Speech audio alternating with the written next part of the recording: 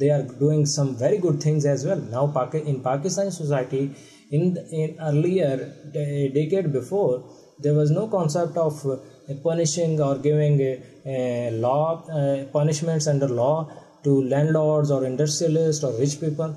Now due to media exposed their activities and they got punishments.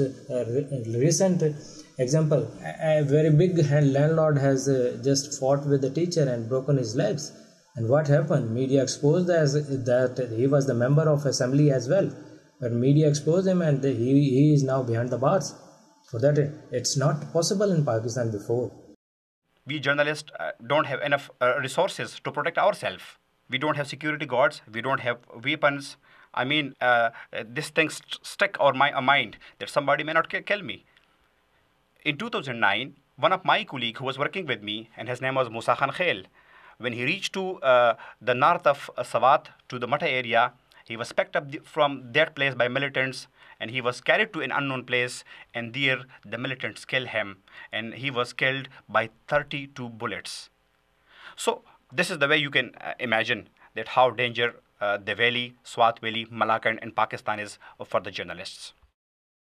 The journalists, I won't say that they don't know much about journalism and they are not professional. They are, but they don't know how to protect themselves, how to act and how to speak. So I think they need some trainings, and that is very much important for them. I have challenged a few religious norms, which may not be just religious, it'll be more cultural, but there's, it gets lost in the translation. So I've received a couple of notices from the regulatory body, which I, wear as a stud on my belt, and I say, hey, whoop-de-doo, did it. So in terms of challenges, my gender is a female. In terms of work challenges, yeah, you gotta piss a few people off. That's what journalists should do.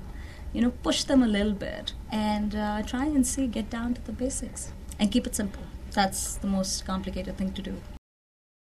Journalism is the most important thing and the best of reality. I cannot write down story.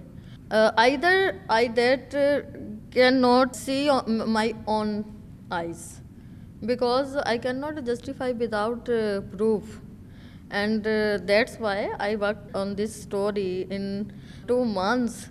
And after that, I took High Court writ petition, and when they give order to release her, then I break my story, because my idea was freedom of her, not my story.